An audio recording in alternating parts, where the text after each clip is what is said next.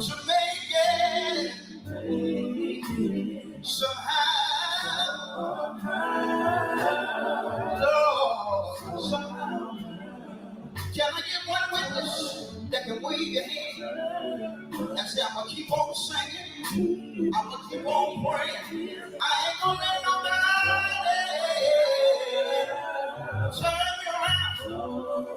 Wait, come on up, they go. I will do what I have to do.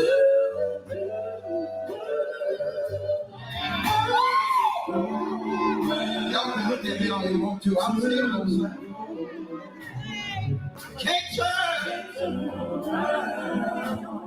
Lord, I come. I've come much too far. Much too far. Oh, yeah.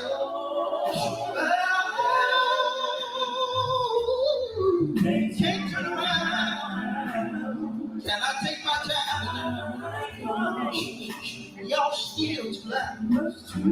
Oh, yeah. Oh,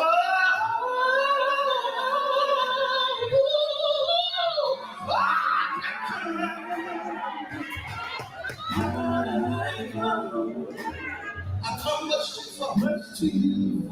Is there anybody here that got a testimony that I had it hard? Coming on up for years.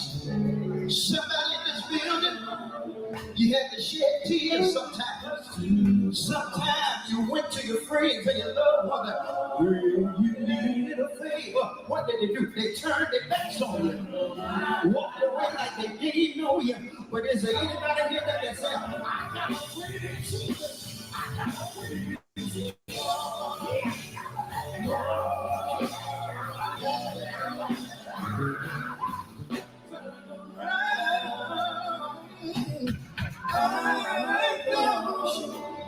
Much too far. Let's go. Lord, much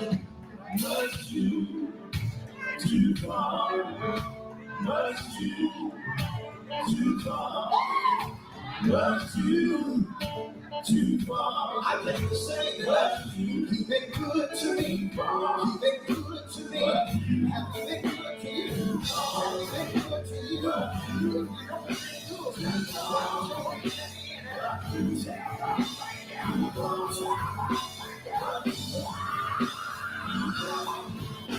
Much too far. I need to look at your neighbor and tell them, neighbor, I don't know about you, but many times I had to sometimes I had trouble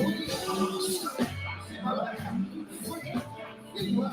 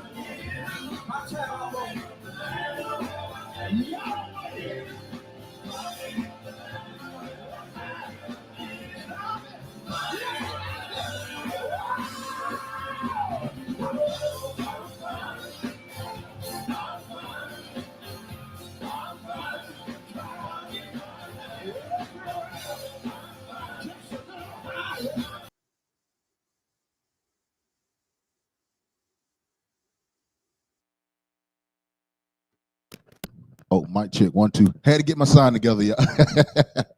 Without further ado, ladies and gentlemen, we are about to bring a young man to the stage who needs no introduction. I'm sorry, a little tongue tied, but everything gonna be all right. Ladies and gentlemen, boys and girls, without further ado, go and start clapping your hands to a good friend, a good brother, Mr. Mario Duval Smith. Great big hand. Give him a great big hand. Great big hand. Man, I appreciate you for having me, bro. You interrupted my hand claps. Hey, man, that's what I'm here for. So how you Just doing working. on this Wednesday night? Man, I'm blessed and highly favored, man. I can't complain at all. Just trying to maintain. How about yourself? Hey man, I can't get any better than what I'm doing right now. So living pretty That's good. all right. I ain't got no complaints. All That right. is all So right. well, I know you're a busy man, so let's hop right on into it. So tell us a little bit about a young Mario Smith. Give us your background.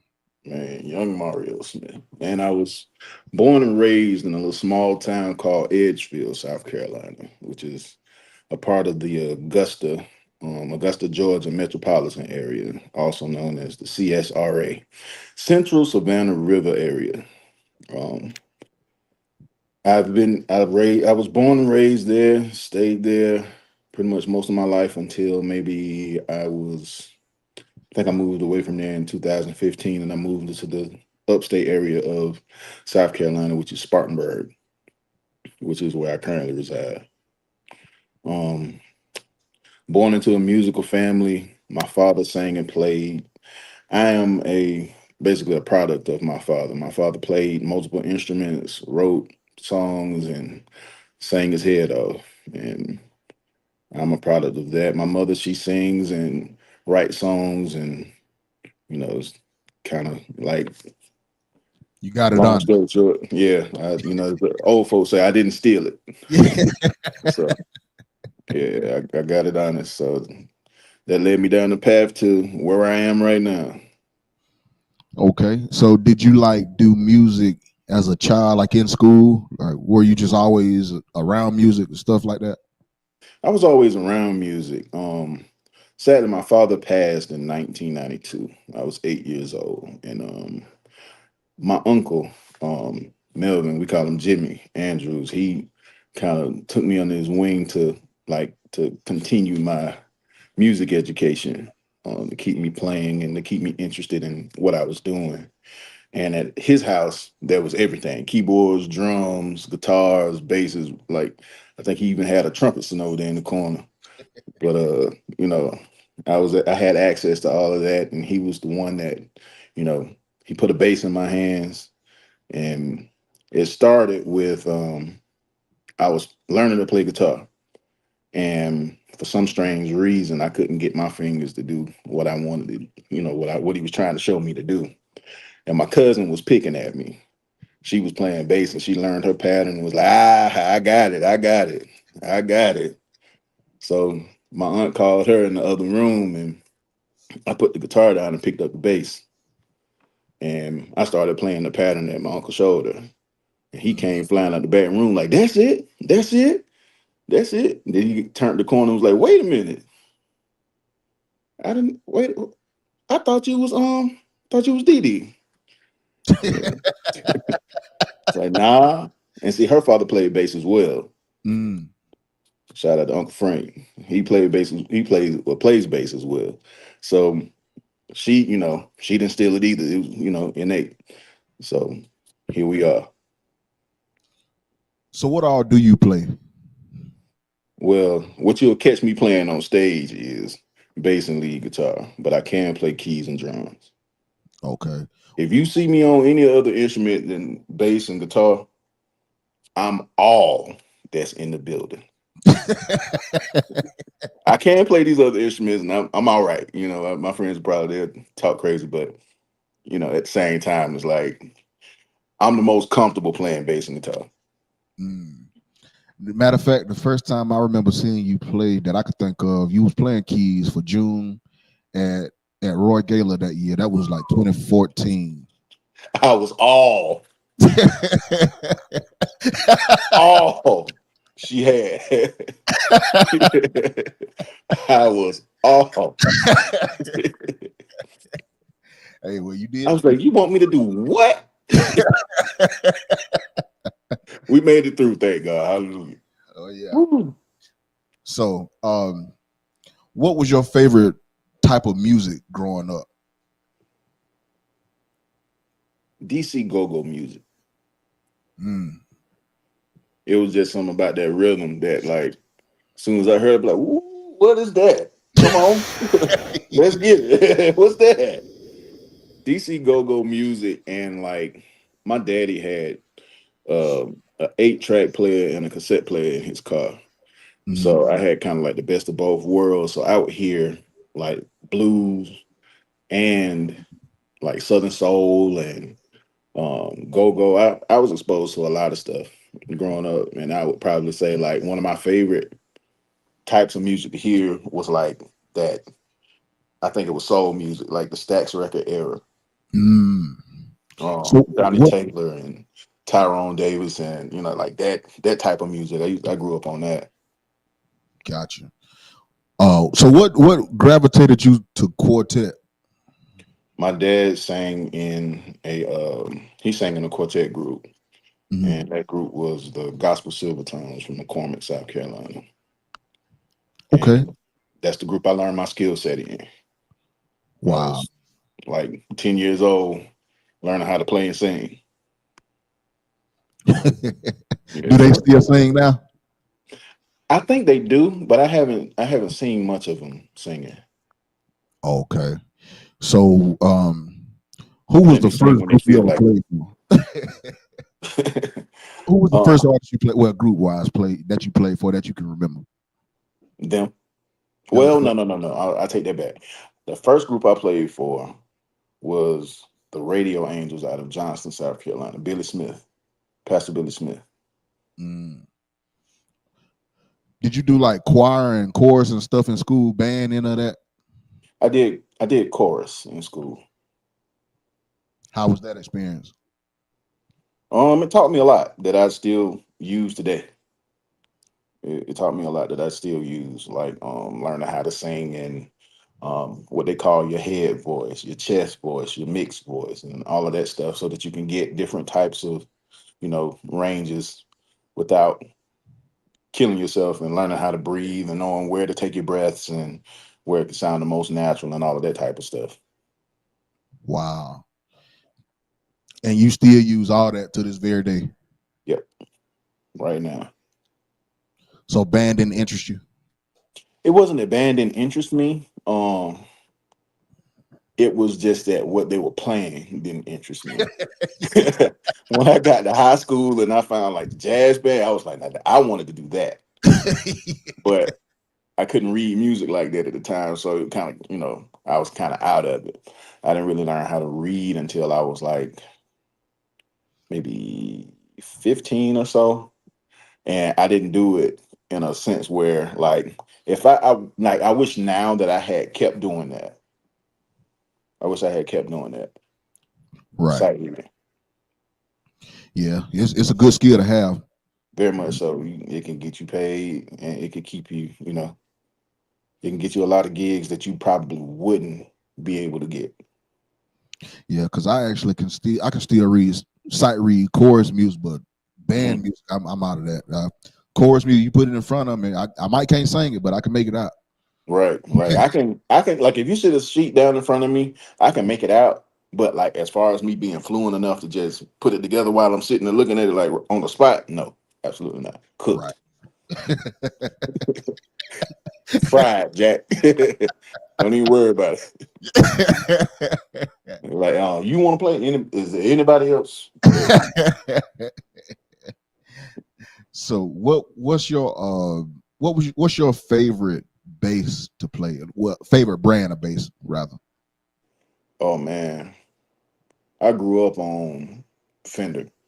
I grew up on like the bass I played the longest was a 1962 Fender Precision bass, Wow.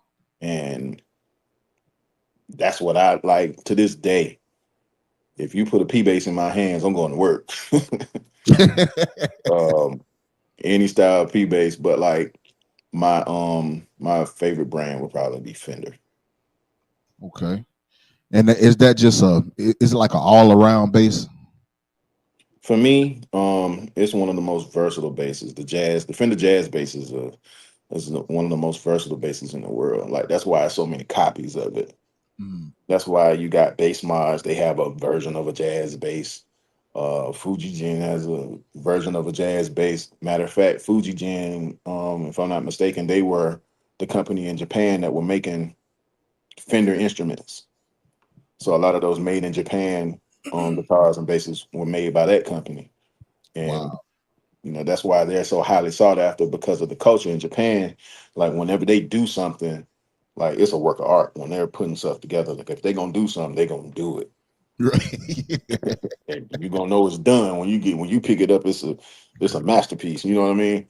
That's And it. that's why made in Japan instruments cost a lot more than um, American instruments, or they Wow. can get more money for them. That makes sense. So, who was the first group that you had a chance to travel with? Um, the Gospel Silvertones. Like we traveled around in our area. Excuse me, traveling around in our area. Matter of fact, that's kind of like how I made my school money. Wow. Um, Going to different choir anniversaries and playing for them, and singing with the group and doing all that type of stuff. And, And who was the first professional group, shall I say, you got a chance to travel with or play for? um, I would say the first group that I played for that people would probably know would be the Swanee Quintet. Okay. Yeah. How did you go about getting with them? Um, I used to be around, and my cousin Steven Jefferson, he played keyboard for them, and I think when I was like 14, I was supposed, they wanted me to, to play, and my mama wouldn't let me go. And now that at this age now, I understand why. Yeah. I truly understand. I didn't like it at the time, but I understand now. Yeah. You gotta be ready for that type of life. And Mhm. being in school, like being in school and being a part of that type of a group that moves around that much, and they go to New York and all other types of places like that, you may or may not be home for school. Right. And my mama wasn't going for that. She wouldn't. My mama ain't play the radio.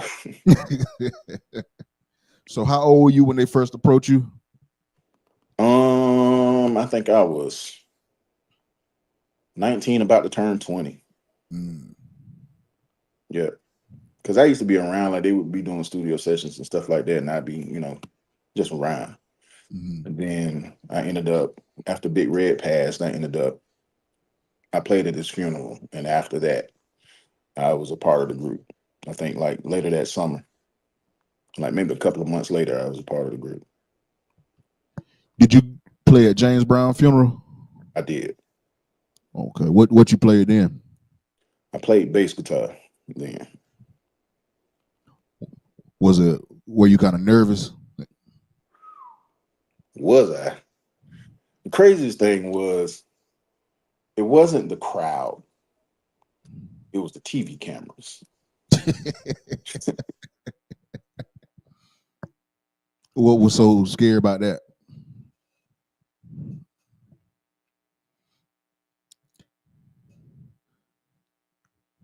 Your sound went out. Your sound went out. We can't hear you.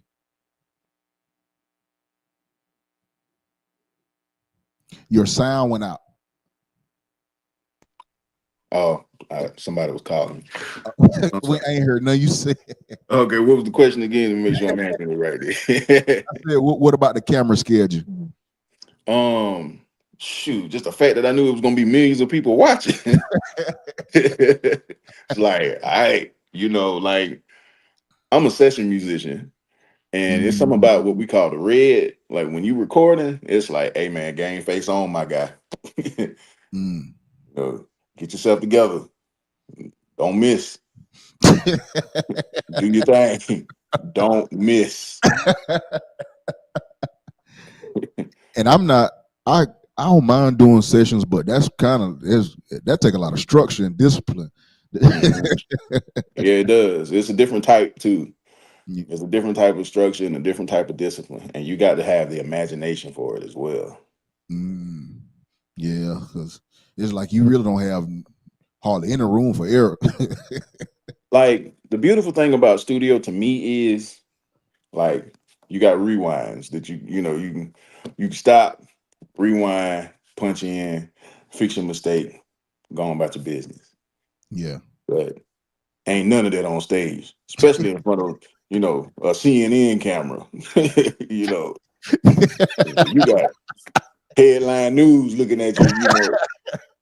And not just that, CNN might have been the camera there, but you got like they taking the feed to NBC, ABC, CBS.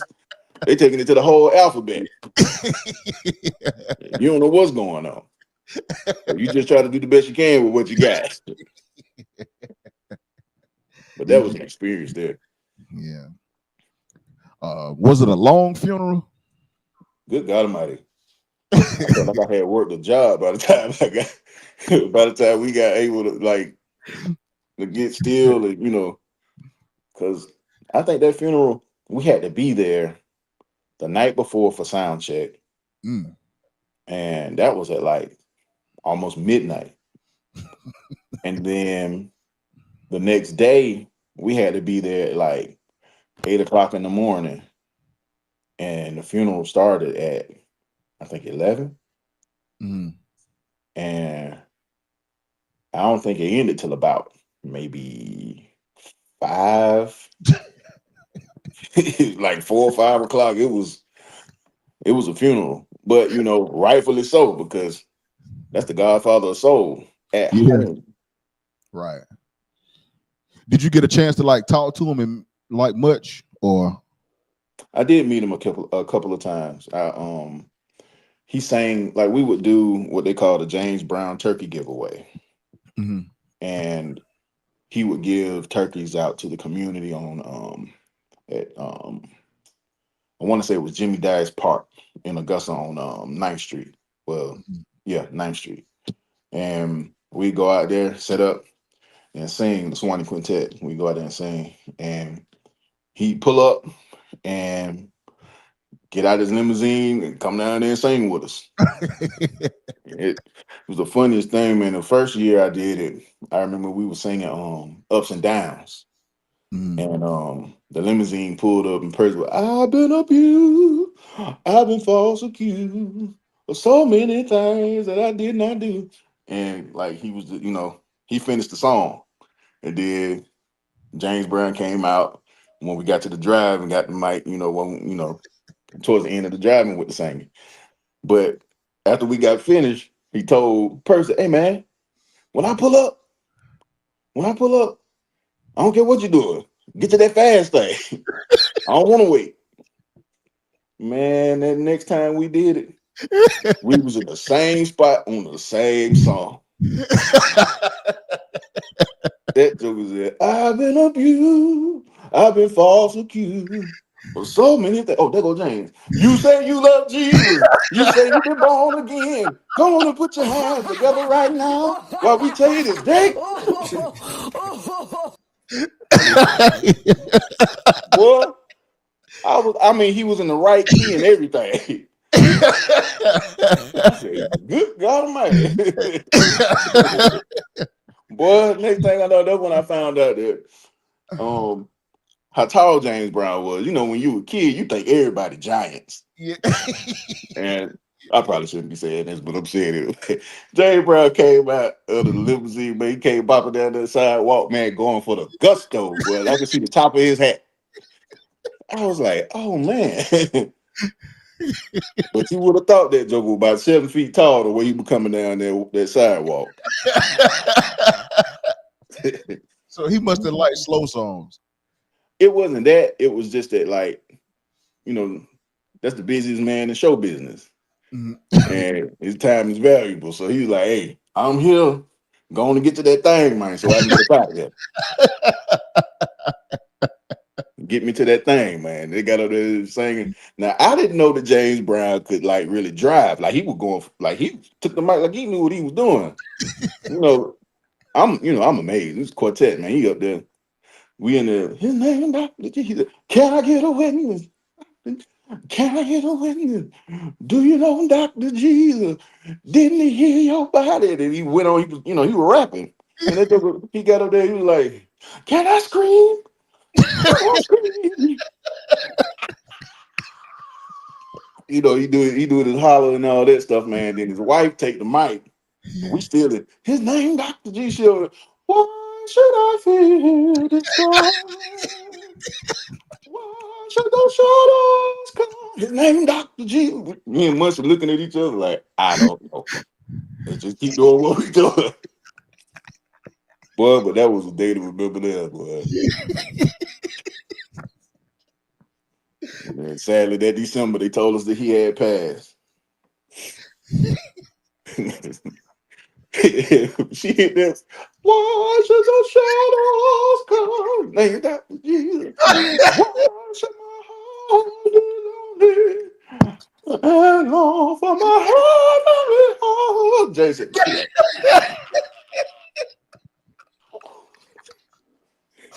Boy, when I tell you I was over there, I had to turn around, man, because the news cameras were gonna get all of my teeth.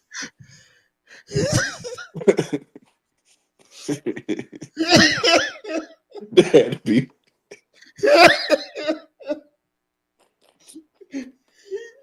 Oh, we would. That was good to be.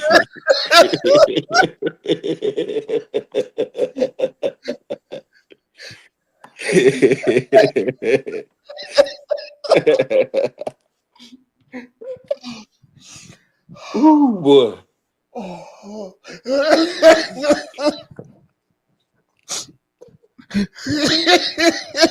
And mind you, now James Brown's wife at the time was a white lady. Just to paint the picture so you can know what's going on. I don't think she just knew we were singing gospel.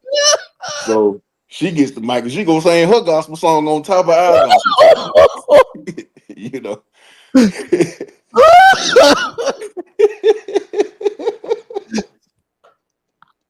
I mean, we in the Richard, you know this term. We out there langing, son.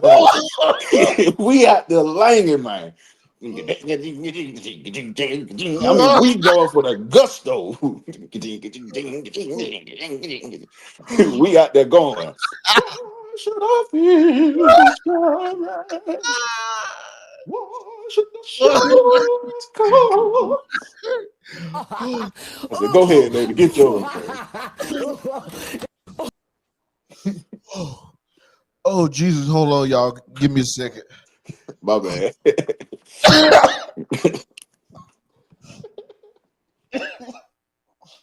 Oh boy. Good God Almighty. Oh, y'all. I wish it was some footage of that somewhere, boy. Woo. I'd pay money to see that again. Oh, that was a good day. Oh. And then for him to take the mic back, give me that. Oh, Jesus. Woo. All right. All right. I'm gonna chill. I'm sorry, y'all.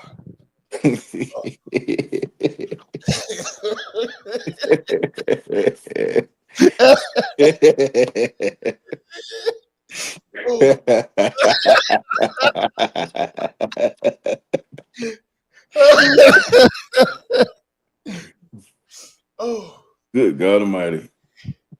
All right. Okay. Boy. Man, but that funeral, I did do something that was like kind of cool too. There was a guy that used to play with him, Derek Monk. I played behind him that day. And that joker got out, he jumped off the stage and was out there in the crowd, boy. I said, go to work then.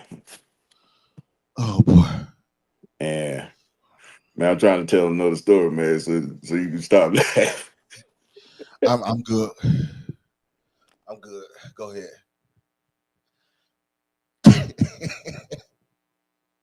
Your sound went out again. Can Your you hear me sound. now? Okay, yeah, you good. Yeah, my phone was ringing. Hold on, Okay. let me see if I can. Oh man, that was funny. Whew. Man, Oh Jesus.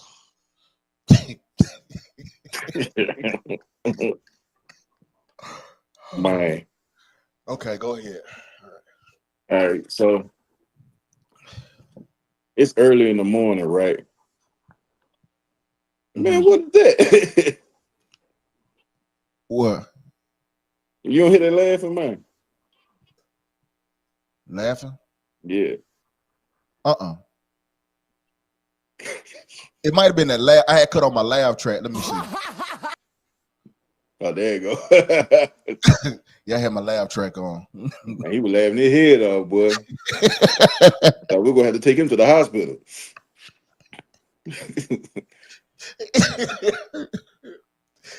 Oh. Man. Okay. So I Okay. was sitting in the green room at the funeral, right? Mhm.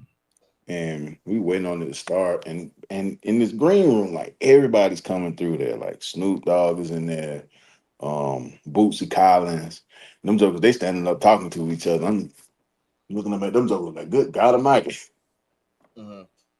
That's when I realized how tall they were. Man, then Bruce was in there. And then like after a while, everybody clears out. So I'm just sitting there chilling, waiting for them to come get me so that we can, get ready to, go on stage and everything. Man, this guy walks in and said, "Hey, I'm looking for the Swanee Quintet. Do you happen to know where they are?" I said, "Well, I'm one of them. How can I help you?" Yes, my name is Ollie Woodson of the Temptations. And I have to sing a song today. Um, Walk Around Heaven. Do you know it? I said, "Well, I do. Let me go and check with the fellas and see if they know it." He's like, "Cool, I'll come with you." I said, "I bet." So I went and walked, found the boys, and we started talking. And he said he gonna do Walk Around Heaven. Y'all know it? Everybody's like, yeah, we know it. Like, cool. I said, okay, so you gonna one of these one? He said, no. Man, fooling around with y'all gospel singers, man, you better have killed yourself. Trying to say, man, yeah. So, like, it's amazing to me how much respect like the secular artists had for the Mhm. craftsmanship of gospel. And Right. they knew how tough of singers we were or are. Mhm. And that to me spoke like highly of what our pioneers built Right. because them jokers was doing some show enough singing. Yeah, they were. I mean, like, man, I go back and watch those videos from like the Jubilee joints and the the 50s. Like I watch those videos and stuff, man, like the Clouds, the Jubes, the Swanees, Salem Travelers, and a whole bunch of other groups and stuff like that. Man, them jokers used to be doing some show enough singing. Man. And like I said, it's some good singing going on nowadays, but they were singing hard back in them days. Ooh-wee. And they only had one mic. So you So had they had to be singing.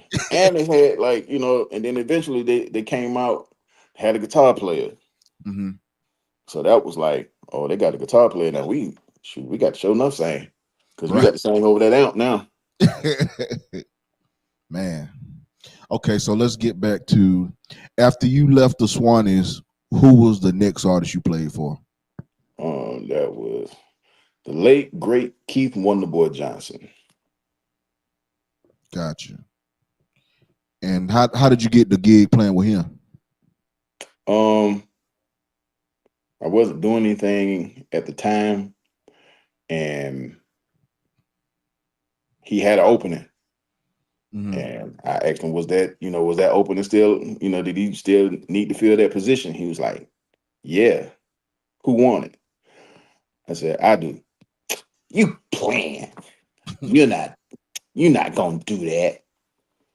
I was like, yeah, I'll do it. He's like, all right, we gonna see. He he took a chance on me, and I think it was 2 weeks after we had that conversation, he took me to Gonzales, Louisiana. Mm. First time had ever been to. I think that was my first time ever going to. No, I can't say that. That was my first time going to Gonzales, Louisiana. I don't think And I've ever heard of that. man, we was singing inside of a MMA ring. So talk about a dog fight.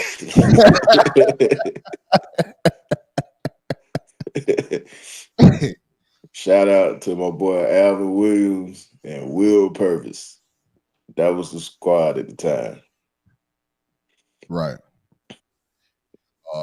So how long did you stay with Keith? I stayed with Keith about 2 or 3 years. It was like 2 or 3 years. Okay. Do you feel like y'all made a significant impact in that time frame?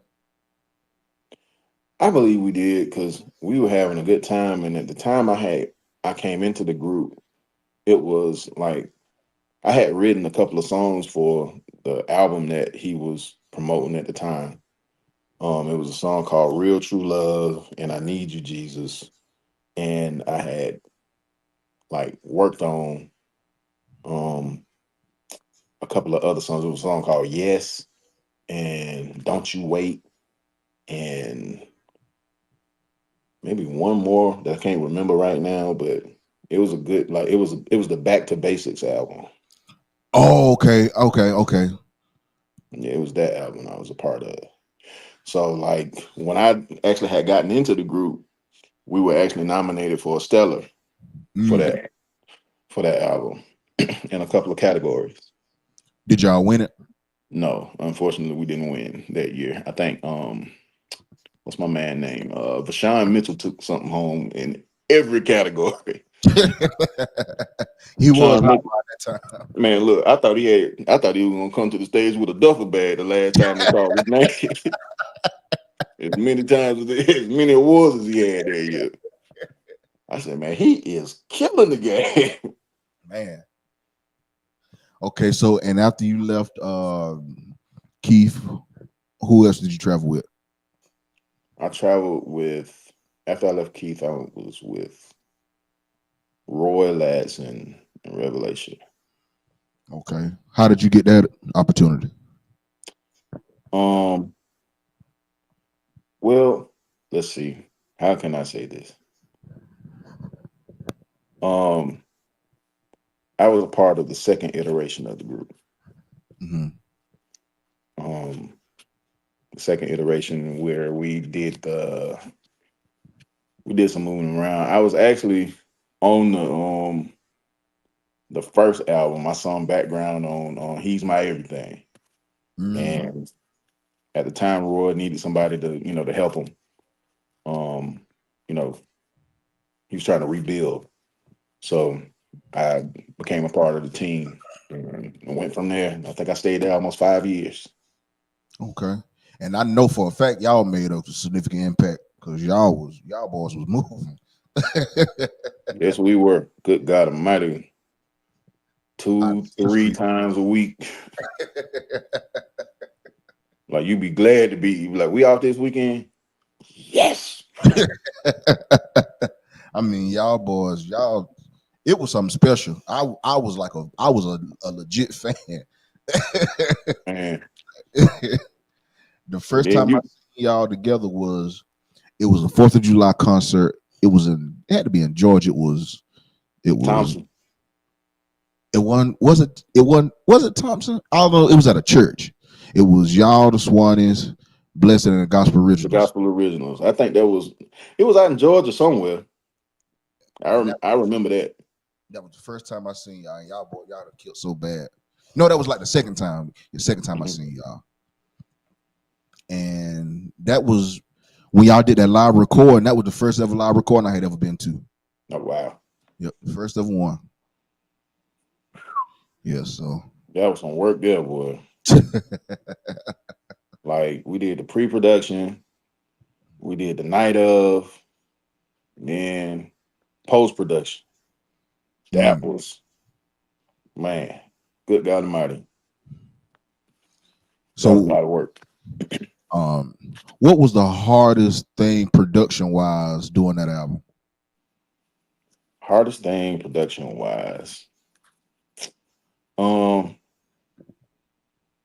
So there were some issues that took place like that we didn't know was going on until after the recording had like concluded.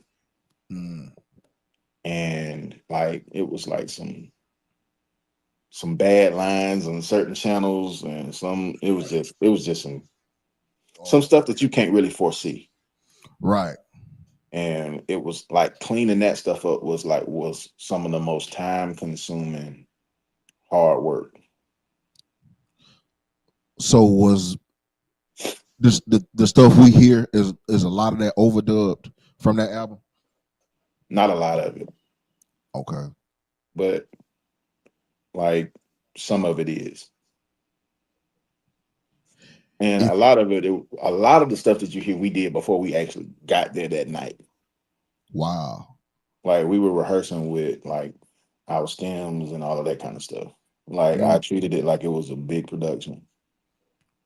So if you could do something over production wise on that album, what would you do if you could think about something? I would have had more control over who I probably would have approached the mix and master a little differently. Because after we finished the project, it was kind of out of my hands. Right. So I could only do so much after we got done with it. It was in the hands of whoever was doing it at the time. I can't even remember exactly what was going on because it was a while ago. Right. Yeah, So it's been almost 10 years ago. Well, it has been 10 years. Probably over 10 years. So I want to say that was what, 2013? It was what? It was 2015. Yeah, so that's 2015. yeah, that's a while ago. 10 years ago, yeah. Yeah, but y'all made magic on that one too. Like, man, that was a good record. Especially that when we started singing that "Will You Be Ready," that song was killing bad. I couldn't take that song. And that then song, don't mess around and let the bass player miss. And I got to play bass. It's over with. Good night. We finna have a Holy Ghost good time.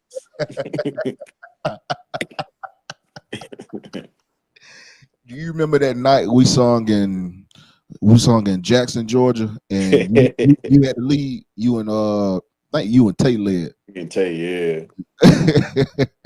I was like, you want me to do what? Man, I need you to go out front, man. I'm like, you do realize that I don't know none of these words for real. All right, we're gonna do the best we can and make it through. It got right in that too. It did. It was crazy because like I was like, we're actually doing pretty good. Especially for me to try to like think of them words on the spot because I know I was chewing some of them up. And the songs I knew I ain't had no business singing. We're gonna bring Tay around to y'all front tonight. And I hope that he would take his time and sing. Don't be in no hurry to give me this mic back now. Take your time now. Help yourself. Man, and Deontay McNeil. Shout out to you that don't know who Tay is. Man, like his group is doing a great job right now as well. Oh yeah. They moved and they had a real successful anniversary. Yes, sir. Congratulations. All right, so Quartet is in some good hands. We just got to stay focused. That's all. Yes, we do. We need to get back to the music. Bump the rest of the stuff that's going on. Let's get back to the music. Yeah, because the music is what made what we have right now. Mm-hmm. Yeah, the music is what made what we enjoy. This industry that we have right now. and without it, we don't have anything. You're right. You're 100% So right. let's be more proactive about getting back to the music. I don't care about the gossip. Right. Keep the main thing the main thing. That's what they tell me. The main thing. The No, main thing is the music. right. All the other stuff for the birds. All the other stuff is for the bird. Yeah, so it's really up to us. We just got to stay Right. focused. We Yeah, got to stay focused. So, okay, so after you left Revelation, what was your next endeavor? My next endeavor was Ron and Reborn, I want to say. Well, I did a lot of stuff in between though. Like, there was a guy out of West Palm Beach, Florida. I think I was still with the Swannies at the time when we were working on his project. His name is Pastor Jimmy Hicks. He had a couple of songs, Born Blessed, Blessed Like That, Move, that I actually helped write and produce. And well, I was a part of the production team on that other stuff too. But except for Blessed Like That was a hit before he came to us. We just redid it on another project. I want to say that I used to hear that on the radio a lot. Mm-hmm. That's like it used to come on. It was 96.9. Mm-hmm. I want to. That is the Augusta station, right? Yeah. Yeah, I used to hear that on 96.9 every morning. Yeah, 96.9 and 94.7. The devil don't like because you're blessed like that. Yep. That was like, all right, be mean, buddy. Go ahead.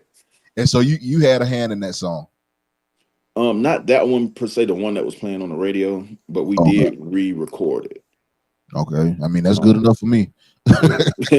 We did re-record it when we did the Jimmy Hicks project. He did a solo project. And that turned out to be pretty well. Oh yeah, it did. Born Blessed went to like number 2 in the country. Wow. Mm-hmm. Like I remember seeing, like, watching the Word Network, and people were like, they had T-shirts that said "Born Blessed," and like they had whole movements with that joint. I was like, oh my. You never really know you don't know what's gonna happen when you're working on this stuff. All you know is you're just trying to do the best you can to make it sound as good as possible. And right. You just pray that what you're doing touches somebody's life to a place where they enjoy what they hear and it encourages them along that path. Yep, that's it. That's your ultimate, your ultimate goal. I would say, my goal when I write music or write songs or whatever, I'm trying to be a light, a light in the darkness. Let's bring you back this way. God is over here. So it's really no such thing as saying that you're gonna try and write a hit per se.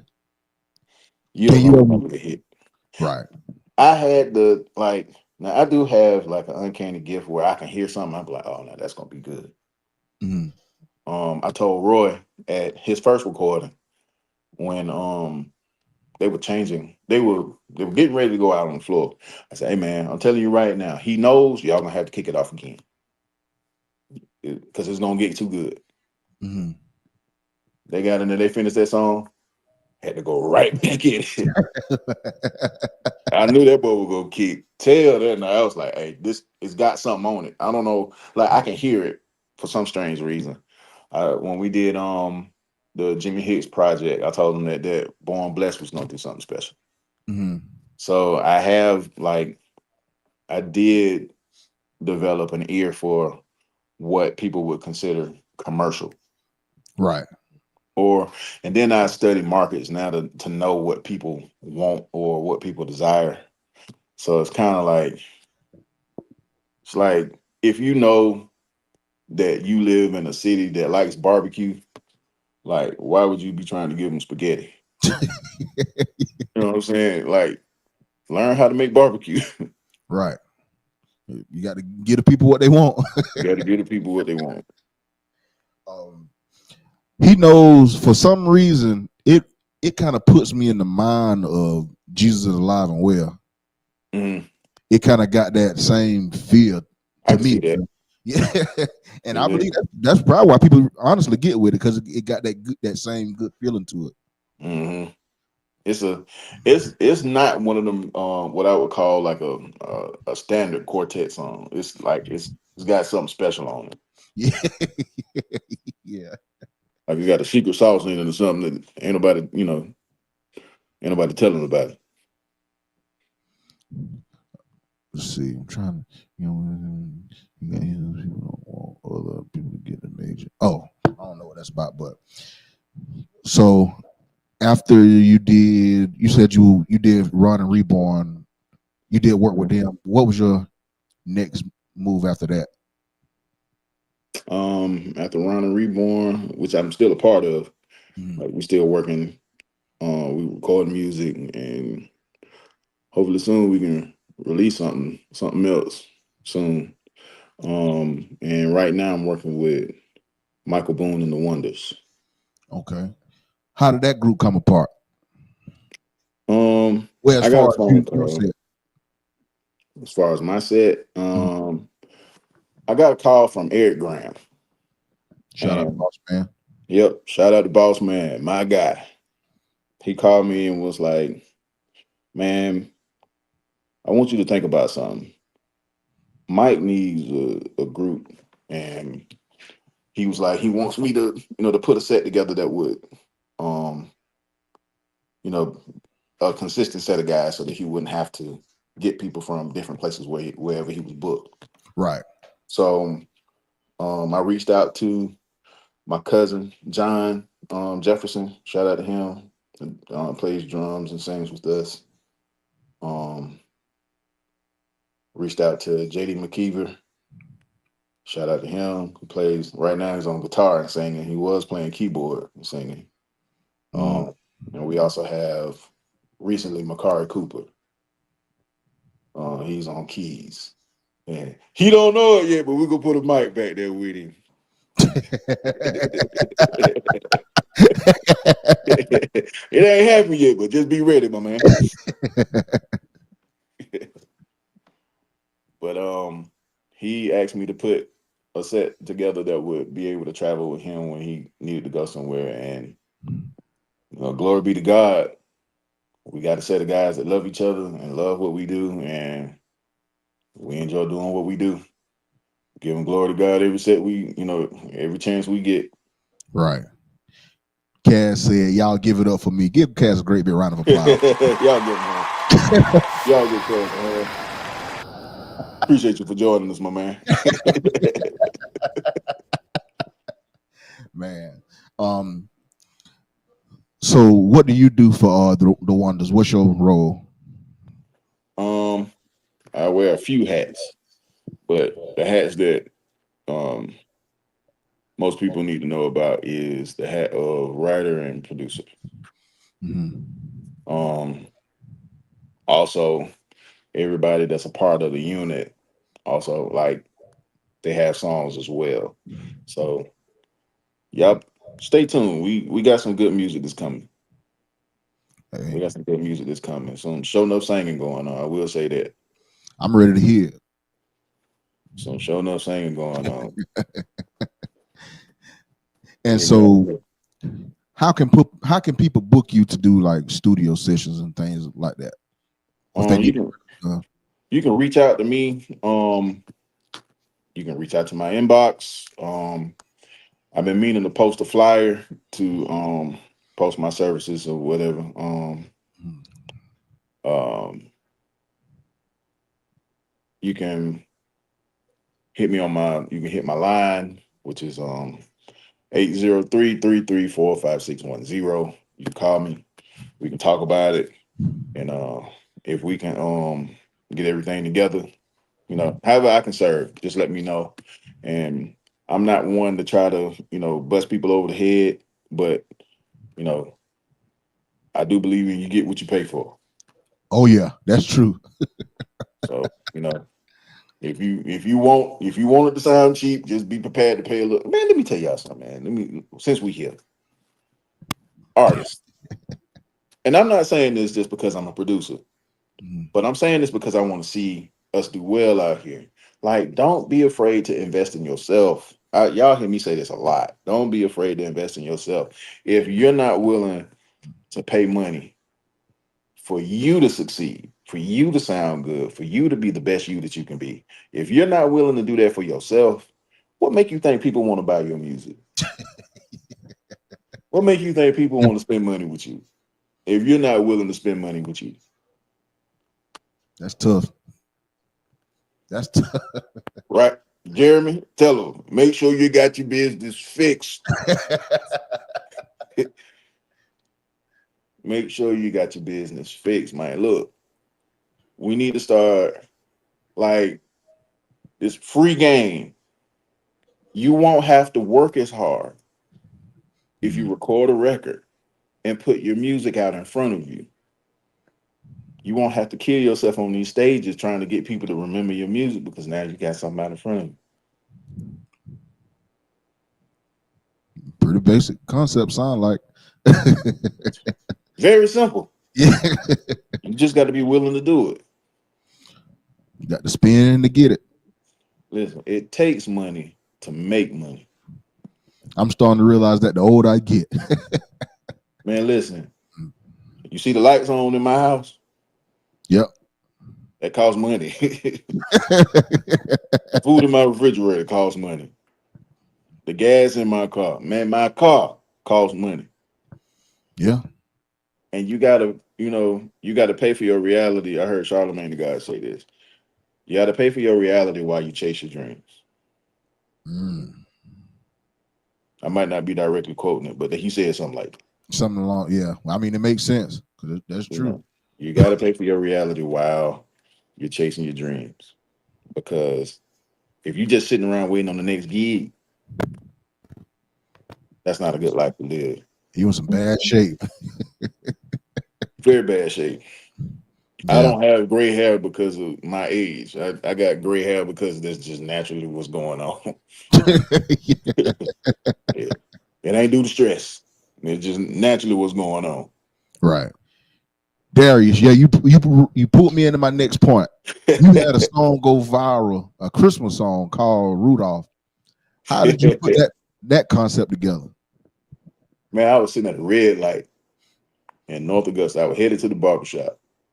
And I looked over to my left, and on top of this house was this big old blow up of Santa Claus sitting on a sleigh and Rudolph in front of it.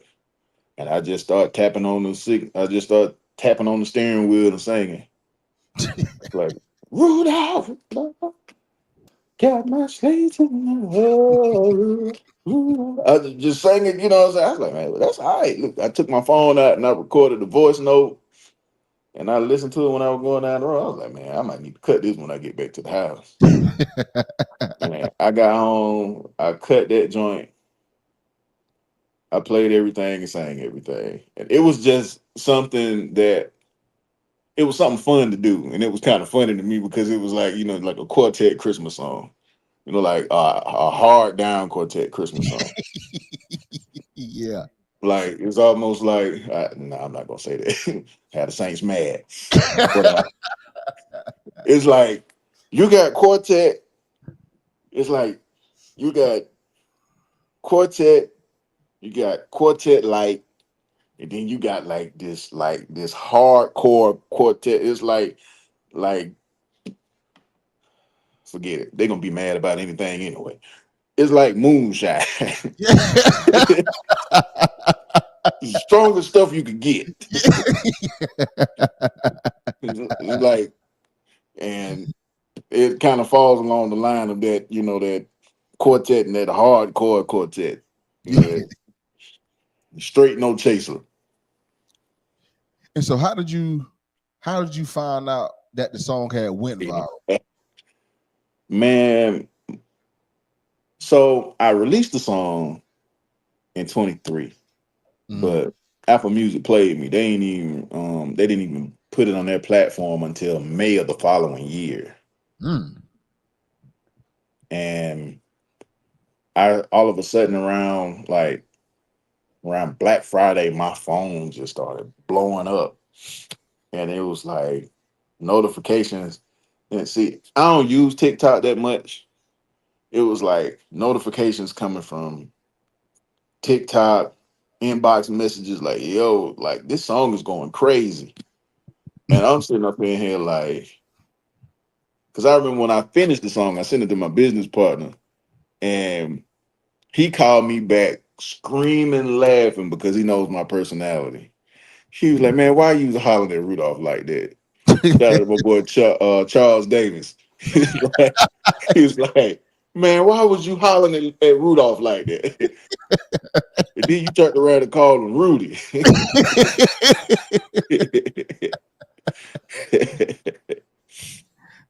Mr. So Rich, I appreciate that, my man. Derek, yes, sir, man. Appreciate it. so did Man, you get a lot of people doing videos and things to it?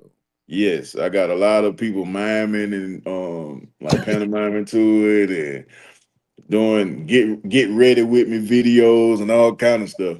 Man, even to a place where people was pantomiming to my song, man, and was in the comments taking credit like they wrote it. Wow. I was in there, I was like, come on, man. Really? This is what y'all do. All right, Yeah, people crazy, man. man, it is hilarious. Like, man, you sung this song, they in there telling me some thank you.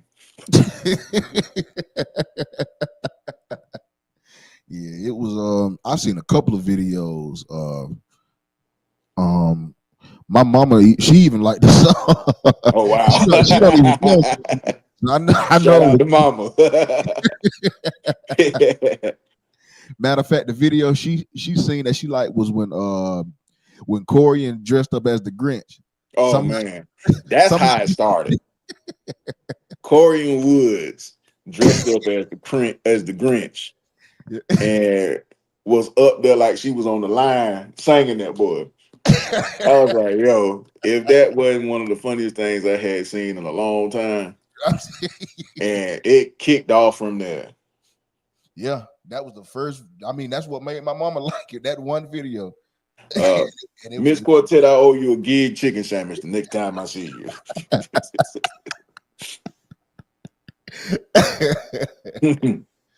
man. So what you got up your sleeve now that we need to know about? Right now, this Michael Boone and the Wonders record that we're preparing.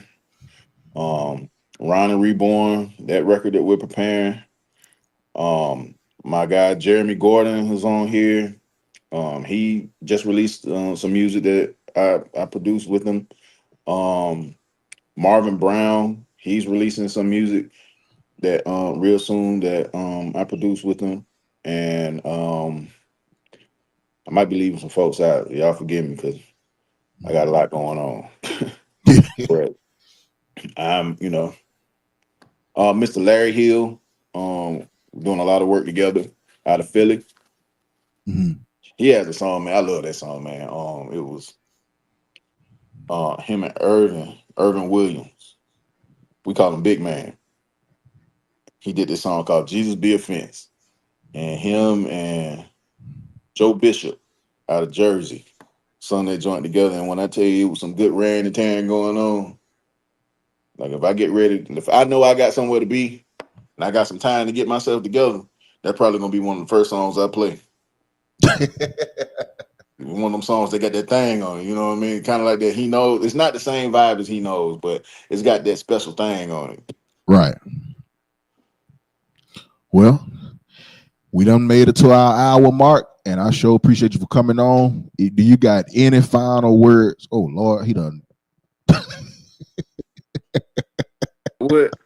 I was saying we had done made it to the final stages of the interview, and did Oh, you have any last words? I thought you had done just got off. oh no. No, man, listen. I appreciate you having me on this, having me on your platform, man. Listen, everybody, y'all support Richard, man. He doing something good, something positive. Y'all support Richard with this, man. I appreciate this. This is my kind of carrying on. I And appreciate you sending the secondly, invite. oh yeah, man. the next thing I would say is let's get back to the music. Forget the noise. Let's get back to the music. And then lastly, believe in yourself. Believe in yourself and you can make it. You just got to know.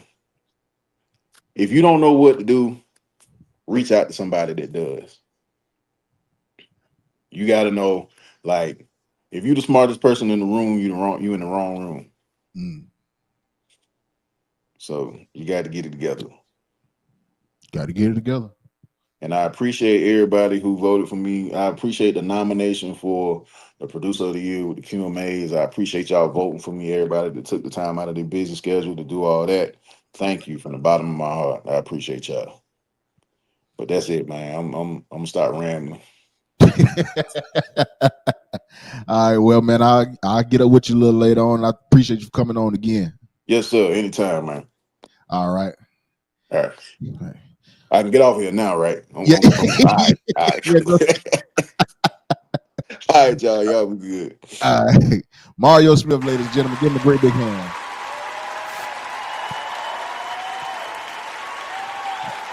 Great big hand. Great big hand.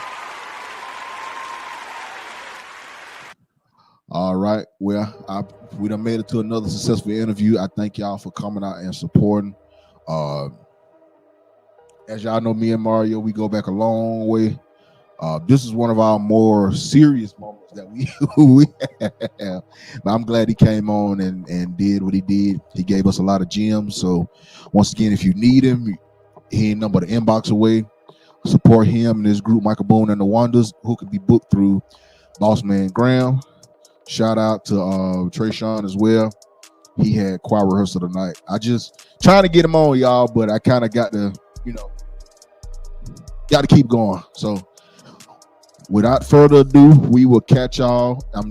Got another one coming next week, so I will be letting y'all know ahead of time, so it won't be so more like I'm springing it on you. So next week we will have someone coming on. I reached out to the guy and I drop the name either tomorrow or maybe even Friday.